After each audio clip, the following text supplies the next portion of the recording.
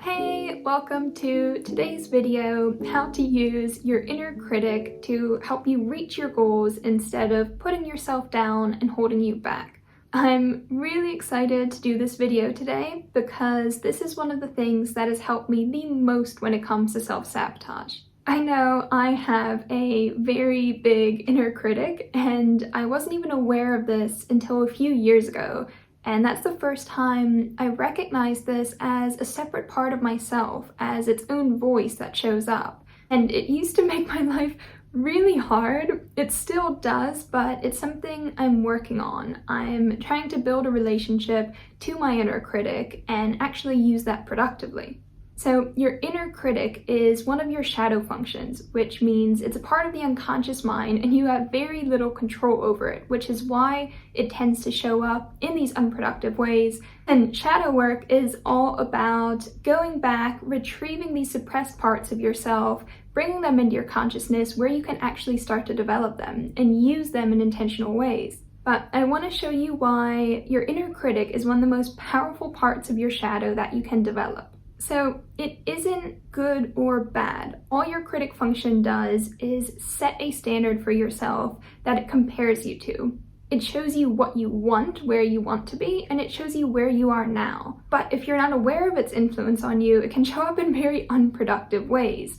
It will show up as self-doubt, insecurities, fear, self-sabotage, and you may end up avoiding the things you want to do, you should do, because you feel like you're just never good enough. But it doesn't have to be that way. It can be one of the most valuable parts of your shadow if you know how to use it. And in this video, I want to show you how. Now, your inner critic is a part of your shadow. Let's start here. What is the shadow? According to Jung, it's the unconscious part of the mind that contains everything you suppress in yourself. Your personality traits, fears, beliefs, desires, emotions, anything you reject within yourself falls into the shadow, where it has an unconscious influence over everything that you do. Have you ever wondered why you self-sabotage, why you act against your conscious goals? Well, it's because of this unconscious influence that comes from your shadow. And the only way to actually change this is by retrieving it into your consciousness where you can control and develop these parts of yourself. That's the idea of shadow work. So how do these things fall into your shadow? Let's take a quick look at a very simple drawing I've done of your psyche and the three big players in it. So the first thing is your persona. This is the social mask you've created that represents everything you want to be. It's shaped by external expectations and what you learn is good when growing up. Because naturally, when you're younger, survival means fitting in and being liked by people, to be accepted. So you learn to construct this image of what it means to be a good person in society. This is your persona. This is who you want to be. And as you're growing up, everything that is in conflict with that persona is then rejected and it forms your shadow. This is everything that you believe is bad about yourself. Jung calls this the thing a person has no wish to be. And what's important to understand here is that Jung was an essentialist. He believed that instead of being born as a blank slate, that people are born with all the pieces of their personality inside of them, all the seeds to their unique potential, which in their lifetime they then get to nurture and develop, and this is what grows into that potential. But it doesn't always work this way. In fact, it never does. Instead, when you grow up, you learn to sort these pieces into good and bad. The good is embraced by your persona, and the bad is sorted out into your shadow. Now, both of these things still continue to influence you, and it's your ego's job to mediate between them. The ego's role is to select and reject information, and it orients itself for these decisions on your persona, but it also has to satisfy the impulses of your shadow. Now, your ego is the part of your psyche that represents your conscious self. It's what you think of as I, and it contains your identity, your sense of self, and your awareness of your own thoughts and feelings. So, like I was saying, the ego only listens to these different impulses, and its job is to then make a decision on how you react. And the problem is that whenever these two impulses of your persona and your shadow are in conflict with each other, that's when you self-sabotage. For example, let's say your persona, the image you have of who you want to be, is that of a successful person, a high achiever, and your conscious goal is to get a promotion at work. But there's a part of you that fears this, the responsibility and the change that would come with this, but because this goes against your persona of who you want to be, you end up suppressing these feelings, and this is what falls into your shadow. And even if you might not be aware of it, it still has an influence over you because it has the unconscious motivation of avoiding this change. Now, it's your ego's job to satisfy both of these impulses, your conscious and your unconscious motivations.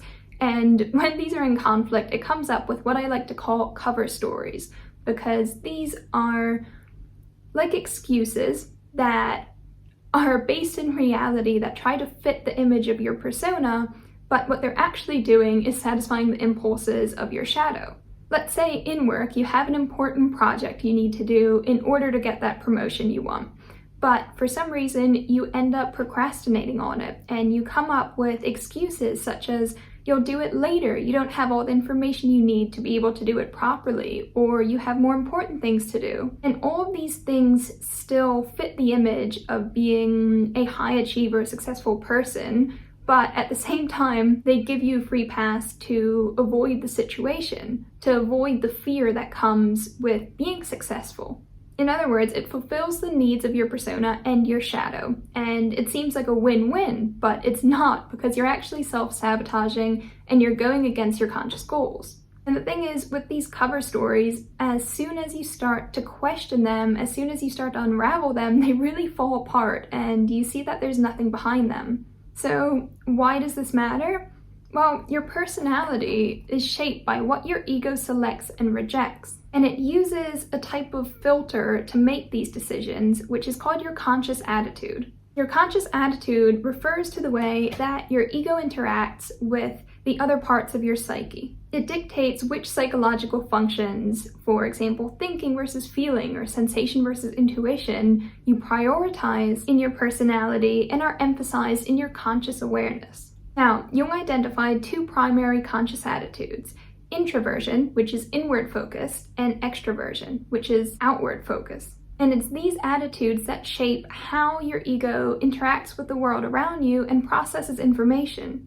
So your conscious attitude forms as your tendencies of how you interact with the world around you, and it's the basis for your ego's decision making. If your conscious attitude is extroverted, you might focus more on external stimuli and social interactions. If it's introverted, you may focus your attention more inward on your own internal thoughts and feelings. So if you want to understand your shadow, you need to look at your conscious attitude, because this is what determines what parts of yourself you embrace and suppress in your personality. In other words, it paints a picture of your shadow, a part of which is your inner critic. So, like I just mentioned, your conscious attitude consists of cognitive functions, which have either an introverted or an extroverted orientation. The function pairs are thinking versus feeling, which is a judging function, or sensation versus intuition, a perceiving function. Now, if this sounds familiar, it's because it's what the Myers-Briggs personality types were based on. And the J or the P at the end of your MBTI type only refers to whether you lead with a perceiving or a judging function. But you can think of each of these functions as a spectrum. For one to work properly, the other has to be suppressed. Now, there are 8 different cognitive functions, which I've listed each of them in the description and how you can determine yours, so check that out. But for now, I want to show you what this looks like. So as an example, I'll show you my function stack. This is it. So everyone uses all 8 cognitive functions, but it's the order of them that determines your personality. So this stack is what you're born with, and ideally throughout your life you get to develop all of them. But what this actually looks like will look differently for everyone based on their life experiences. But you can still think of this as the blueprint for you to realize your unique potential. So everyone has a unique function stack, which consists of 4 primary cognitive functions, and they're ranked by their level of development and use.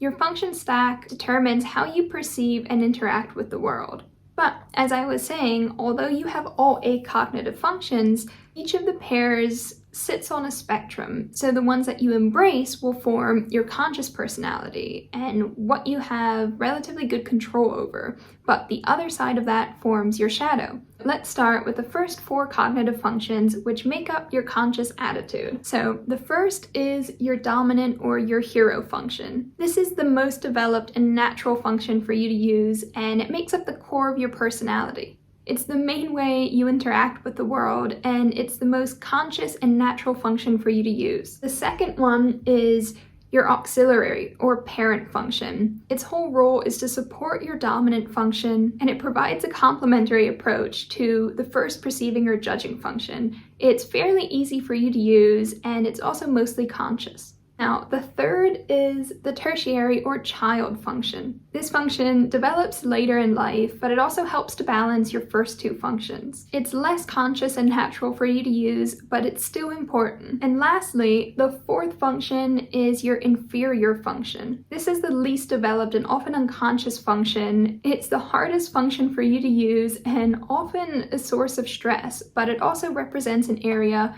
for the most growth and potential. Now, everything that is conscious, we tend to have relatively good control over, and everything that is unconscious will be poorly developed and require a lot of effort to integrate. So the opposite of your dominant functions will be your blind spots. And absolutely everything that can't reach your conscious mind because of how your conscious attitude is currently working will form your shadow. Now, your inferior function, which is the 4th function, is the least conscious and developed, and it acts as a backdoor to your shadow. It's the area that most problems will slip through and then later show up as self-sabotage in your life. But it's also called the aspirational function because it has the greatest potential for you if developed. It's the one function that, if matured, will have the biggest positive impact on your life. And it will work together with the other 3 conscious functions to create a very powerful combination and help you actualize your potential. So if you're practicing shadow work and you want to focus on just one thing to have the biggest positive impact, then that would be your inferior function. If you can understand your cognitive functions and your function stack, then you have the handbook to your own mind. You can recognize all your own strengths and weaknesses and areas where you have untapped talents and potentials. And you can use this in shadow work to recognize your natural strengths, which would be your first 2 dominant functions, and areas that need attention for growth, like your tertiary or inferior function. And I think understanding this is so great because every person is different and unique, and there isn't one thing that you need to work on to become your best self. Instead, this can help you recognize what you need to work on in order to achieve a more balanced and strong personality. For example, if your inferior function is extroverted feeling, then for you, practicing empathy will have the biggest positive impact on your life because this is the area that tends to be the biggest source of your stress and internal conflict. For example, I'm using my function stack to show this here, and you can see that for me, my introverted feeling is my dominant function, and my extroverted intuition is my auxiliary function. So my extroverted thinking is my weak spot, and so is my introverted sensation, but only a bit. What this means is that my strengths are in my mind's ability to see the potentials and emotional value in things, but I tend to struggle with actualizing these ideas and following a more logical approach. But if I do develop this, my inferior function, it will help me tie all these other functions together and actually become my best self. You tend to feel the most pressure and stress on your inferior function. It's the function you try to use a lot, but you can't, you really struggle with. And it's because it runs through this filter that your shadow will often show up as specific patterns you get stuck in or complexes. For example, as an INFP, I will tend to value my introverted feeling function over my extroverted thinking function in any situation. And this comes with its ups and downs, whereas an ENTJ, for example, will value their extroverted thinking over their introverted feeling. Whenever you're using one, you're suppressing the other. So if this makes sense, then let's move on. Like I said, the opposite orientation of these functions, because remember, it's like a scale, will make up the unconscious part of your stack. This is like the attitude of your shadow, and you can see it follows the same order as before, but the orientation is reversed. And each of these positions have their roles as well. So I'll give you a very quick rundown of these. The fifth function is your nemesis function. It stands in opposition to your dominant function, and when you're under a lot of stress, it can show up and become very defensive and cause internal conflicts. For example, as an INFP, my nemesis function is my extroverted feeling, which in times of a lot of stress may make me prioritize social approval and the group over my own values. So the sixth function, which is the most interesting one for this video, is the critic function, or the critical parent. This function can be very judgmental and perfectionistic, and it holds yourself and others to an incredibly high standard. It's one of the main sources of your self-doubt and insecurities you have, because this standard manifests in a very negative way, and you end up becoming extremely self-critical. Next, we have the seventh function, which is the trickster function, and this is one that can create a lot of confusion and misunderstandings, and it can also be very manipulative. It's the function that often gets you stuck in repeating patterns over and over again that challenge your child function and actually help you develop it. And lastly, the eighth function is the demon function, and it's the most unconscious and least developed part of your personality. It can be very destructive, if not integrated, and hold very deep fears and extremely negative emotions. This is often the function you see triggered when people just completely snap and they act in a very unusual way, but it also holds a lot of potential for growth and transformation. So although a lot of this sounds negative, all these shadow functions aren't necessarily bad. They can actually prompt you towards self-growth. For example, the trickster function may help your child function mature and grow and learn. Even the critic function is there to challenge your auxiliary function, and they all serve to balance each other. So your critic function is really great because it can highlight areas for growth, and it will show you how. Although because of its unconscious and undeveloped nature, it can have a very unproductive and negative impact on you. The trick is to use its conscious counterpart to balance this, which in this example for me is balancing my NI critic with my NE parent function. So to give you an example, I have been working on writing my first book, and my relationship with my inner critic has just been terrible. I found it really hard to get started because I was stuck in the thought that I'm just not good enough and I never will be. I really had to force myself to start, and I promised myself that I will finish this and not let myself look back. And it was this promise to myself that even if everything goes wrong that I can imagine, that I will still see it through, that helped me make it that far in the first place. But my inner critic was really tearing me apart, and in the beginning I did a shadow work journaling session and let it just speak out and gave my inner critic a voice. I wrote down all of these negative thoughts and self-criticisms that were coming to mind without judgment, without trying to hold them back or anything. And I must have spent half an hour just writing down all of these kind of thoughts, such as, you're not good enough, you'll never do it, you don't have the knowledge or the authority to do it. And obviously all these thoughts made me uncomfortable. They made me not want to take action. But I made myself sit down and start to challenge them. And I was unknowingly using my extroverted intuition to do this. I tried to find solutions to each of these underlying fears of my shadow. For example, the thought, I'm not smart enough, people make fun of me, no one will take me seriously. I then think to myself, good point, okay, what can I do about it? And while before I was avoiding this completely because of the discomfort it caused, once I actually sat down and started addressing these kind of fears and worries, I was able to make a plan that helped bring me so much closer to my goal than I was in the beginning. Because each of these things, although very negative, most of them were still valid criticisms, and they helped show me what I was missing, what I needed to improve and work on in order to reach the goal I had. So I sat down and I asked myself, well, how can I start to build up my knowledge? What do I need to know to feel comfortable to write this? And as soon as I started doing these things, addressing these fears, the voice quieted down a lot. Now I think I have a much better relationship to my inner critic, still something I'm working on a lot, but I trust it a lot more, and I recognize that it holds a lot of value for me. That whenever I feel stuck, whenever I am not good enough at something, it can show me how to improve. Because if you don't address it, it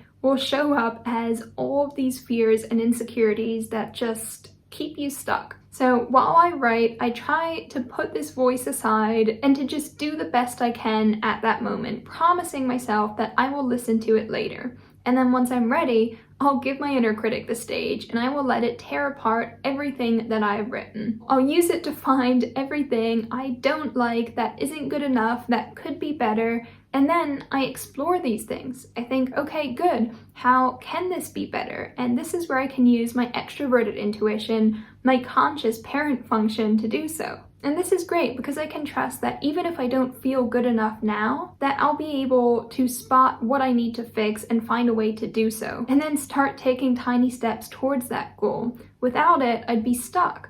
So if you know your function stack, you can see the nature of your critic. For me, this is Introverted Intuition, which shows up as negative introspection and foresight, and it's always expecting the worst to happen. It sees all the ways that something can go wrong, and it's the opposite orientation of your auxiliary function, which is my extroverted intuition. And this has a more positive focus. It sees potentials and possibilities in things, but you can see how they balance each other. Whenever my NI critic shows up and I see all the ways that something can go wrong, I can stop and try to use my NE parent to brainstorm ways to overcome these potential problems. It's like thinking, okay, even if this bad thing does happen, then I could do this to overcome it. And if you listen to your critic and actually see this as constructive feedback, then it will help you develop your auxiliary parent function, which then supports your dominant function. This is why I've come to really care for my inner critic and tried to build this relationship with it, trying to see it as an ally. I know with FINE, I can often get stuck in fantasies that are often unrealistic, and my NI critic can help bring me back down to earth. It questions things and it challenges my extroverted intuition parent function. But you have to recognize this and learn to control it. Otherwise, it will keep you stuck in self-doubt and fear, and you'll be too afraid to take any action. And that's why you need both. You need to let your critic say, this isn't good enough, this can go wrong if, and then you need to acknowledge this and use your parent function to say, yes, but here's how I can deal with it. Even in your day-to-day, your inner critic can be a great friend. If you're just sitting around and you're feeling lazy and you keep thinking, I'm not good enough, I can't do this and that, then lean into that and ask, well, what can I be doing better? And then you can take these tiny steps and use your critic as guidance. If you can develop a good relationship to your inner critic, then it can highlight the path to your potential. So I'll show you how you can start to develop your critic function. In shadow work, this involves understanding its influence on you, so recognizing when your inner critic is speaking, integrating these insights constructively, and then balancing it with other functions. I'll give you simple steps you can use to do this. So the first thing is identifying your critical parent function. This is the sixth function in your stack. And for example, if you're an INFP like me, this might be your introverted intuition function. If you don't know your functions, I'll explain how you can figure it out in the description of this video. But if you do, then you can start learning everything you can about that critic function. Next, you want to start recognizing its influence on you. How does it show up in your life? What self-doubts or criticism or judgments are tied to it? And try to start noticing when these patterns appear. For example, for me, I know a big pattern that my inner critic gets stuck in is only seeing all the ways something can go bad and then thinking there's no point, these are all the reasons it might not work, or I'll never be good enough to do this. But you want to start separating this from yourself and see it as your inner critic. And once you can do this,